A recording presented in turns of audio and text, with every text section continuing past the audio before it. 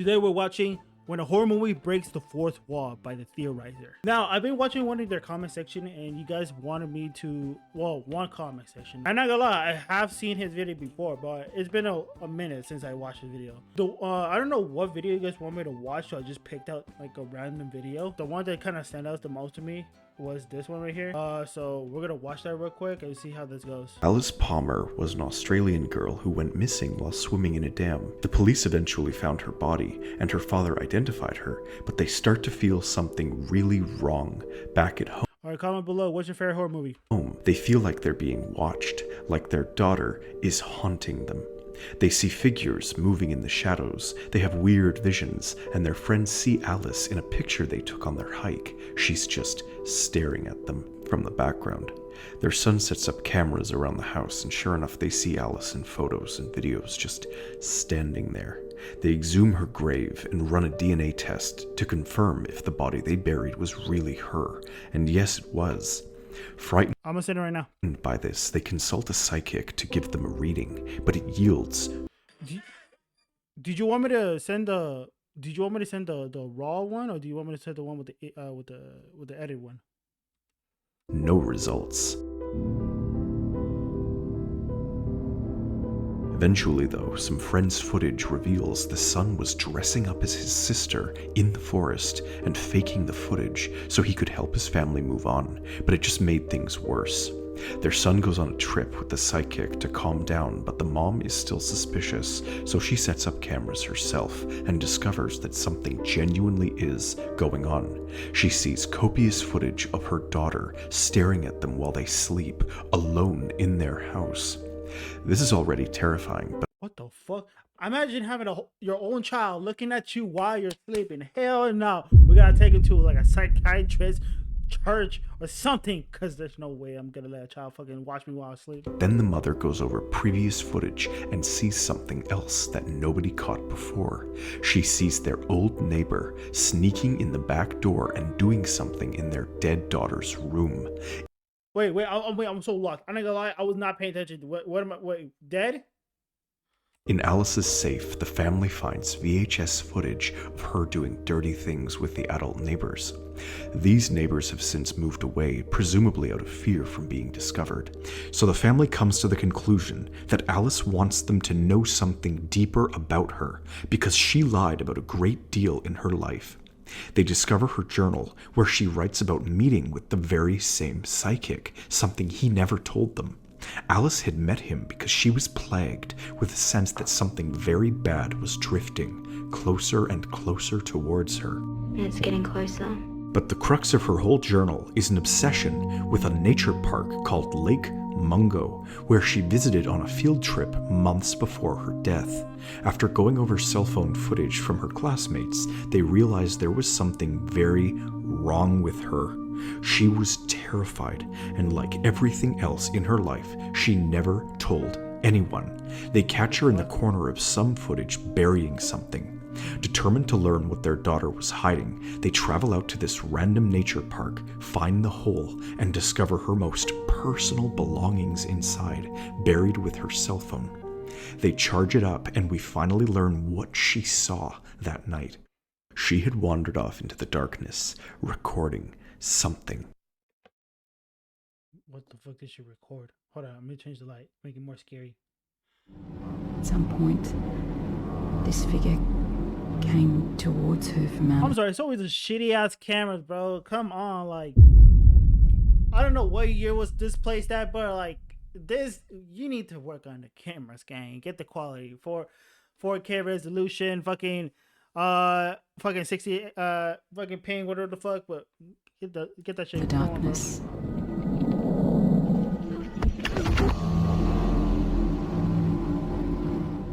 I recognised the face as soon as I saw it on the phone video. It was the same face of the body that I had identified at the dam. It was Ellie's body and Ellie's face. Oh my god! Oh my god! Oh my god! Fuck you! Oh my god, bro! I almost had a heart attack. I'm not gonna lie, bro. Dude, then I did not expect a fucking jump scare, bro. Alice Palmer was stalked in the darkness by her own dead corpse months before she drowned. The family has no idea what to make of this. There is no explanation. The footage can't be faked. This drowning is something that hadn't happened yet, so they kind of just accept things and make peace with her death. They don't know what else to do. They believe they finally learnt more about her and that she's stopped haunting them. They move out of their house and the film ends. Well, Yeah, I'm gonna just move out, go to church or something. Bless me, have somebody fucking deal with this because hell no, bro. Seeing that, I'm not gonna pretend that, dude. I'm not gonna just sit here and pretend that it is what it is. But no, I'm gonna have it taken care of and have somebody take care of this because I really don't know what to do in that situation. What would y'all do in that situation? not quite. We see one final session with the psychic, overlaid with Alice's session from when she saw him. We see the mom imagining herself walking into Alice's room, sitting down, and then walking out in peace. Alice's session months earlier had her imagining herself standing in her own room, watching her mom enter, sitting down, and then leaving in peace without ever noticing Alice was even in there. This disturbing, deeply saddening twist reveals that Alice was there the whole time, not just in the bedside footage, but actually in every photo and video that their son doctored, as well. No, what the fuck? No. There has to be a reason why they're haunting this family, bro. It can't be for nothing. As the documentary's own footage, but nobody ever noticed her. She was there all along, sad, watching, alone, and nobody knew. The family found peace and moved on, leaving the house and leaving her behind. The last shot of the film is her, forever trapped at the Lake Mungo hellscape in a terrible storm of misery and loneliness. Yes, this is fictional. I didn't say that because the whole movie is designed to feel like a hyper-realistic documentary when you're watching it. I had heard about this movie, Lake Mungo. Many people have branded it as cursed and listed it alongside Skinamarink, Hereditary, The Shining, and Inland Empire.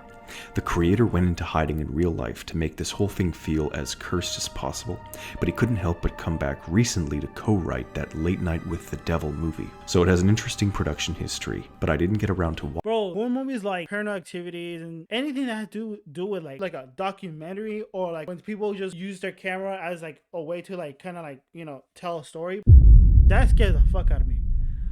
That scares me more than I can't explain it, but you know what I'm saying? It's like, think of it like, you know, watching a nun, you see the camera and everything was great, but when you see like Paranormal Activity, you only have like this fucking camera, like a homemade camera. That's just scary, bro. Watching Lake Mungo until I watched a review of it by YouTuber Rockland Graves, not expecting much.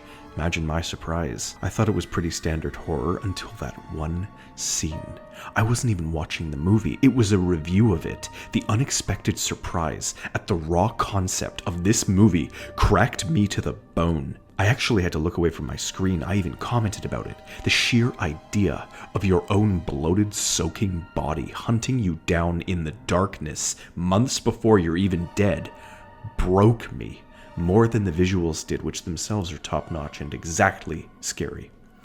This only happened because That's scary. What would y'all do if like a dead body of you, right? Just haunting you, bro. You know what I'm saying? Knowing like there's like a dead body, but it's you, right? And someone's just chasing you. Like that person is you. What will you do? was invested but didn't expect something so existentially unique. I'm really getting invested in this. It's like the famous dress illusion, where you can see one color or another based on your preconceived notions of the lighting, but by changing your perspective, you can suddenly see the reality rushing in. It's jarring. Either this moment grants you true fear, or just standard ghost stuff. I hadn't expected something like this. It's essentially the doppelganger phenomenon. But this scene scared the ever-loving piss out of the creator of Dr. Sleep and The Haunting of Hill House, and almost all of the horror reviewers. Something's different here. Something cursed. But the good news is, I have expertise in this precise, specific sensation. So whether you felt the sinking dread during this scene or not, you'll still know the feeling I'm referring to, and let me describe what makes it so life-altering.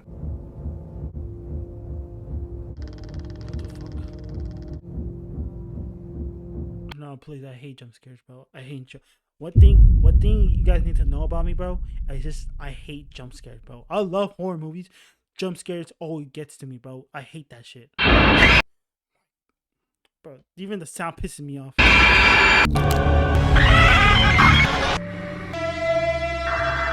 the fuck?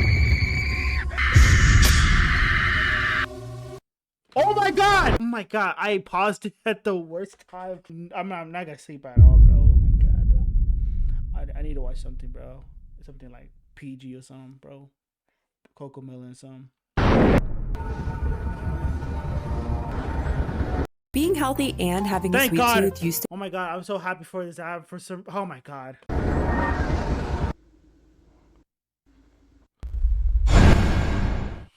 I developed a real interest in scary movies around the time I started making theories. I was fascinated by the subtle creepiness of an uncanny atmosphere and the sinking dread. I love horror movies. Like, I don't know why I can't explain it. I just like watching it, like, you know, just watching like scary shit, but never like to a point where you just go out and do it for yourself. For example, you do like watch like paranormal shit. I mean, I like watching it, but it's not like I'm gonna go and do it. You know what I'm saying? And people actually go out and do it, which is fucking crazy to me. Of an impending nightmare that films can evoke. True to life terror. See, on my little horror pyramid here, you start with gross movies like Saw, topped by the Centipede movies, topped by, YouTube's not even going to let me reference this one, all topped by illegally distributed clip shows. On the second tier, you would have slasher movies like Chucky. Bro, Terrifier, holy shit, bro. I seen the second one, it's fucking gory as fuck, bro. It's not even scary, it's just gory as fuck. Fucking nuts. Friday the 13th and Scream. But then you have genuinely creepy movies like Coraline, it wasn't that scary. Even when I growing up, I never like thought of like Coraline being scary. Be funny. Get Out.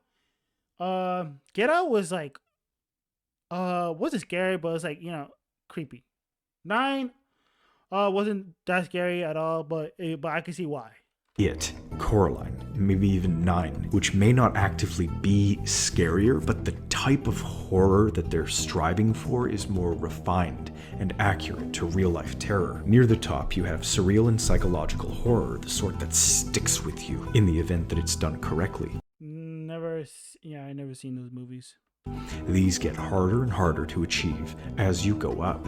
And so far and away, the peak of scary movies are the ones that you can't quite put your finger on, but they have something really, really, really wrong with them. I remember Stephen King tried classifying scary feelings and claimed that this elusive terror was akin to coming home and noticing that everything you own has been taken away and replaced by an exact substitute.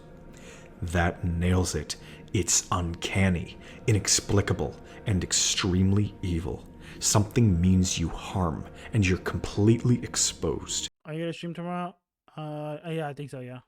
It's the sort of horror that plays with you through the fourth wall and makes you feel primal terror deep in your stomach, like a sinking feeling beyond description. You realize something's been Alright, good night, Namazi. there the whole time, right there. It's What those the fuck? pictures that say when you see it, you'll shit bricks. You jump scare yourself, and there's nothing more disturbing. Analog horror is the internet's most recent attempt at this, and it succeeded. They are video creepypastas. But as years go by, things will start to parody themselves. Primal terror thrives on a lack of clarity. In the early years of analog horror, they nailed the feeling. People now, though, are more invested in the idea of analog horror than in replicating true terror. To my knowledge, the Oh, holy shit, wrong time. Walton Files was the first to do the face stretching. If you guys want me to watch analog horrors, let me know. If you guys really want me to get into it, I would. I know a lot of people will react to it, and I will watch a little bit, but I never actually finished watching like any analog horrors and shit. I can't even speak right now. But let me know. And I honed in on that like a beacon, saying they got that. But a more Lake Mungo-esque analog horror would be maybe This House Has People in It. I was thrilled to watch those, but with each year that passes, new analog horror loses the irreplaceable subconscious intent of the original. All horror movies are in some way striving for this sensation, this real-life fear, but it's insanely delicate to achieve. Of course, you can feel this pretty easily outside of movies. It's simply real-life scary stuff. Nightmares are the best common example. How you feel when you know something's around that corner, right there, and it wants to hurt you, and it's luring you to it, and you go there anyways, and then you scare yourself awake. The issue is trying to translate that to a screen. You have to break some level of the fourth wall to catch people off guard, even if it's subtle. David Lynch is infamous for having done this over and over again in almost all of his creations. It's incredible. Twin Peaks is fantastic. He understands the exact mechanisms that go into directing this sort of atmosphere, and it's because he's got a great mental connection to the abstract. The other issue with this sort of horror, Yeah, because like movies like those can really like when you see movies like those, bro, it really be you'll be on your like you'll be like so like paranoid, bro. You'll be like so like creeped out to shit like that, bro. I feel like that's worse than like jump scares, bro. Cause yeah, okay, nowadays, don't get me wrong, jump scares still gets me. But it has to be more than just having to be a jump scare all the time. You know what I'm saying? When it comes to horror movies, I think there should be more than just jump scares. When I watch a movie, I want the movie to feel like I'm in it. You know what I'm saying? Like I'm the one experiencing with this character. When I watch a movie like Canny Valley and stuff like that, I'm like, yo, this is creepy, bro. Even though just like looking at it, like everything, it looks fine. Everything seems normal. But something about it just seems off, bro. That shit scares me more than like jump scare itself. You know what I'm saying? is that you have to sacrifice quite a bit to nail it. Skinamarink is a movie that places you in the shoes of scared children in the dead of night. Just describing it with words doesn't come close to the fear you Holy fuck, you scared me, bro. feel watching it. It's incredible, but because it's still a movie and not real life, it has to take these delicate, mysterious tightropes to your fear sensors. Yeah, it's like, bro, having to just make a movie and make it just be real as possible is more scary than like any other horror movies. I feel like I prefer watching movies like those because those are more like, oh shit, that's like, even though it's not real, but it just feels real, it looks real. And that's the like I guess like that's like more of my type of horror movie. A lot of people go for like, you know, Jason, Freddy, or Chucky, stuff like that. Don't get me wrong, those movies are great, but this side of the horror movie genre, this is like I prefer that one because that creeps me up the most, and that's the shit I'll be thinking a lot, you know. And not everybody's trained those specific nerves for the fear of the unknown. Maybe your subconscious connections are slightly different, but that slight difference is enough to break the bridge because of how sensitive it is. If it gets through, it strikes to the core of your being and will haunt you.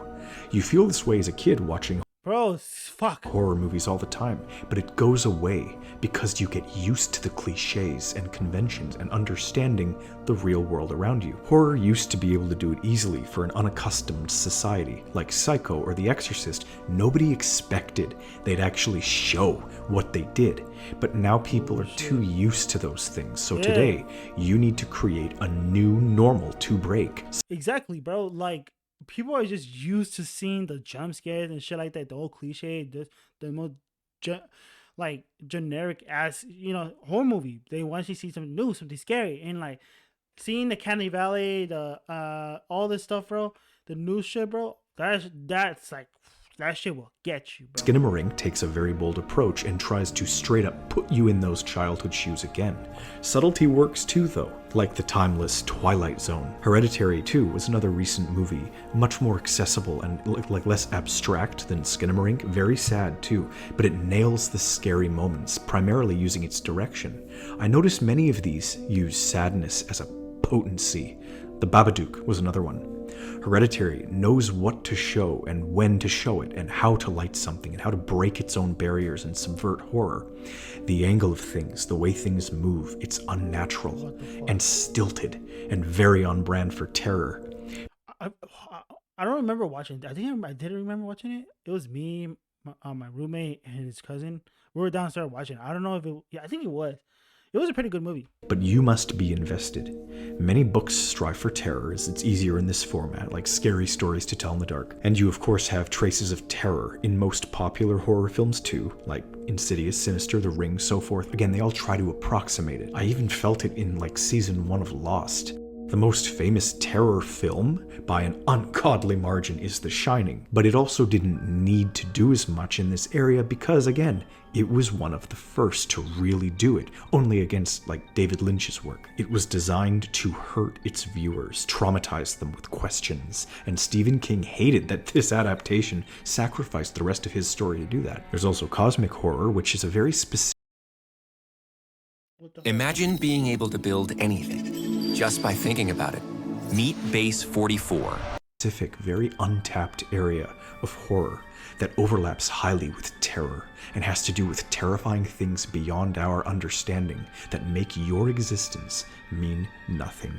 Annihilation, The Mist, Color Out of Space, the whole... Bro, The Mist, holy fuck. If you guys watch The Mist, but holy fuck. If you guys watch The Mist, holy fuck. That movie is not only scary, but like it's just so fucked up. I wish they could have like, you know, like a second movie or something, or just like anything, because I was so left with so many questions. Like, what the fuck? If you guys seen the ending, if you guys seen the movie ending, bro, oh my god, it was so fucked up, bro. It was so crazy, bro. And like the characters, bro, and like, holy shit, dude, that shit was so crazy. If you guys haven't watched the movie, I strongly suggest you should watch it. Cthulhu mythos, even Cloverfield and... Oh, Cloverfield, best fucking movie, bro. That shit was fire. Bird Box, for God's sake. Bird Box, boom, there's another one was fucking dope. They all fall into this category. If this sounds familiar... Those are the type of movies I'll be like so intrigued to watch a lot, bro. You know what I'm saying? I don't get me wrong. Watching like the classic horrors, you know, they're great. You know, they're always gonna be classic. They're always gonna be the best. But shit like this, like the Clover, what was the other one? The Mist, and the other one was the Bird. I forgot something like Bird. But that movie's, oh my god, best fucking movies. Familiar to my channel viewers, yes. Cosmic horror is like Mort. These movies can struggle though because they're often science fiction, and the more you show, the less scary it becomes. This is especially true when including tentacle monsters because it becomes less foreboding when you show some goofy prop. Event Horizon, that was a cosmic horror film that piqued my interest because of its terror, and it did something truly remarkable. See, some films show way too much and it becomes goofy, as I said. Smart films show less, but there are also rare, elusive, perfect films that actually show the thing and succeed. And bro, have you seen this video, bro? Holy fuck, this shit's scary. Becomes 10 times more shocking than anything else because they do it right. The visual is as creepy as the mystery. I've tried this for years. I frequently experiment on my second channel by making images that lack something human, and I feel like they stare into your soul by... Yeah, I've been watching, I've been seeing his thumbnails, bro, and they'll be like, really like, so like non-human, but it's creepy. Lacking clarity.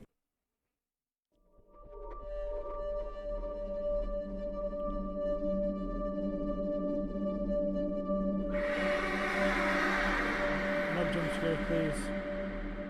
No jump scare, please. I'm gonna skip this, bruh. Holy fuck.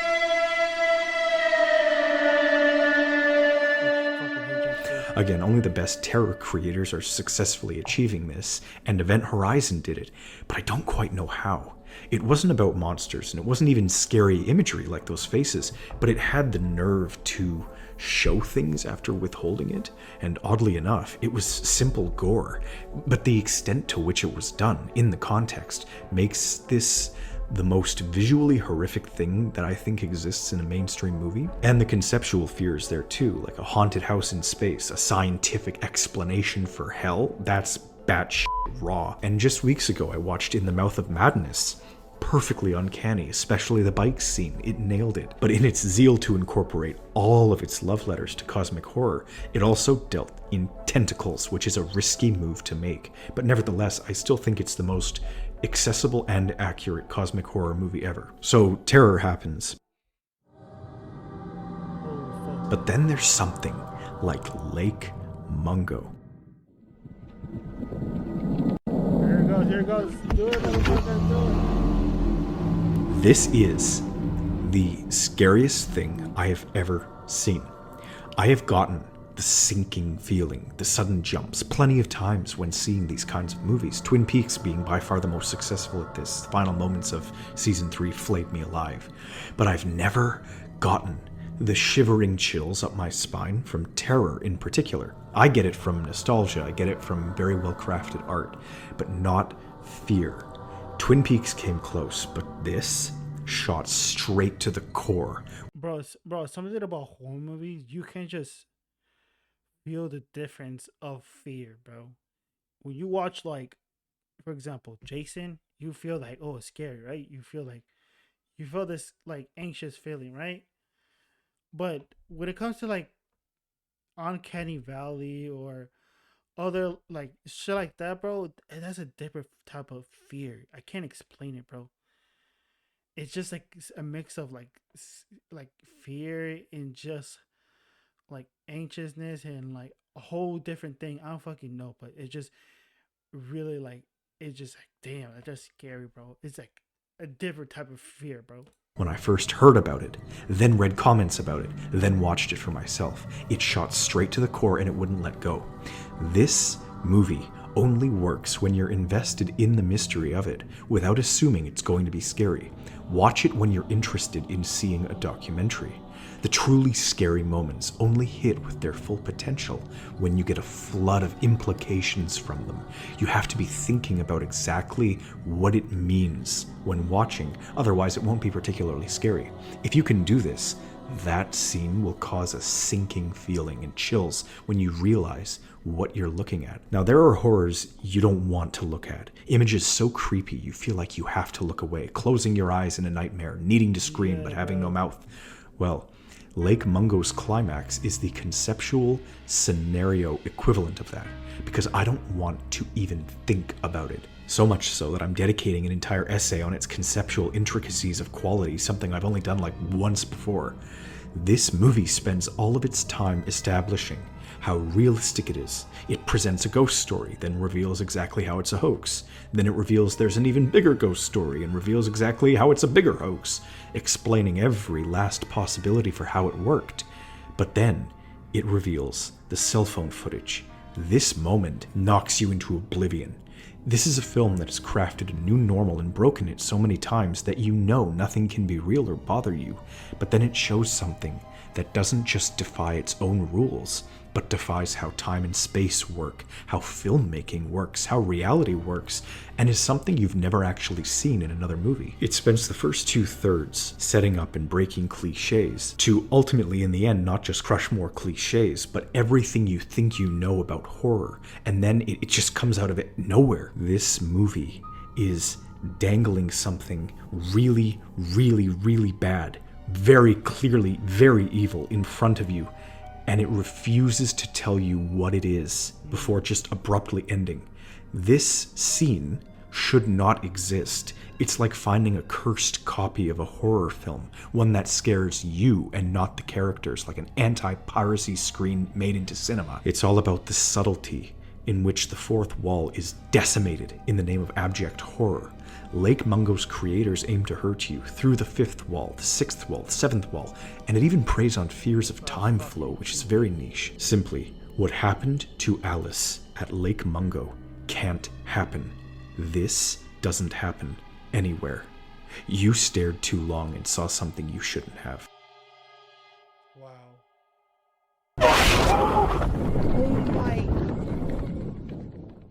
Oh It crams every kind of horror into this one moment, Bro, and either that shit gave me chills. I ain't gonna lie, bro. That just gave me chills, bro.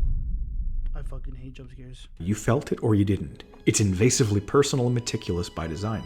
Some movies sacrifice everything in the name of one moment, like Predestination. It had an unusual two-act sort of structure, with the first half being a life story and the second half being a time travel sci-fi with tons of twists. But it was all to build to one scene that defines the entire movie. Lake Mungo did this, but with terror. It did it. And it is a slow burn. The movie isn't scary. This moment is. So Lake Mungo breaks itself. It's 10 times scarier when you don't know it's going to be scary. It's not like other movies. It's perfectly acted like a documentary, and you must get invested. You will be sorely disappointed if you watch it for the wrong reasons. And I haven't even gotten into the direction. Yes, it's acted highly realistically and makes you forget it's even fiction, but the editing, sound design, cinematography, all 100% in tune with the Lynch effect and uncanniness. The movie prides itself on slow zoom-ins akin to When You See It pictures, and the doppelganger perfects the uncanny look in the most primal sense. It's interesting because the uncanny valley has been studied a bit and most likely evolved in humans as a fear response to dead bodies so you don't contract disease. It's why zombies are scary.